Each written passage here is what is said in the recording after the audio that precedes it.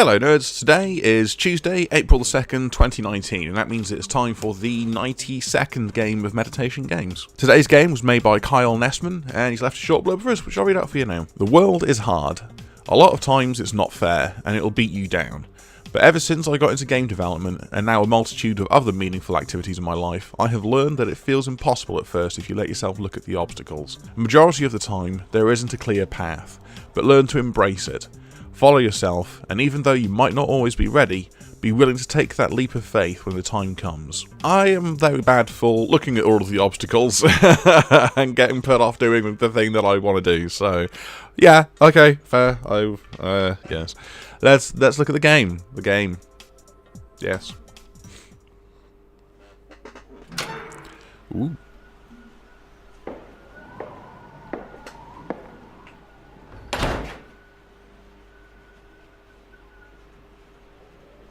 Oh, there's actually a...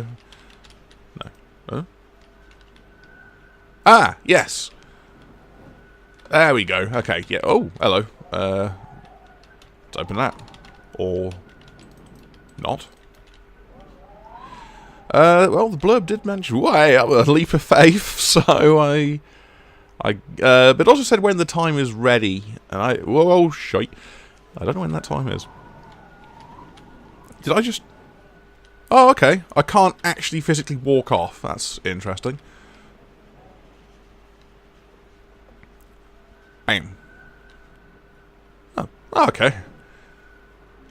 Can I jump? Ooh. Excuse me. No, I can't jump. Oh, shit! Oh, I'm dead. Possibly.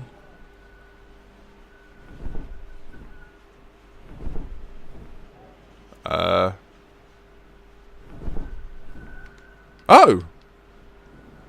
Not dead. Could say I am soaring. Oh, that's where I started. That nice. Bye, starting block. Off to heaven! And beyond. Actually, that's... weirdly, being able to look down and just go, bye, starting block, was actually weirdly nice. Oh, that little thing actually meant something to me there. That's kind of funny. Weirdly enough, that little bit that I said at the end actually hit me surprisingly hard. Taking a leap of faith and going, meow, was one thing.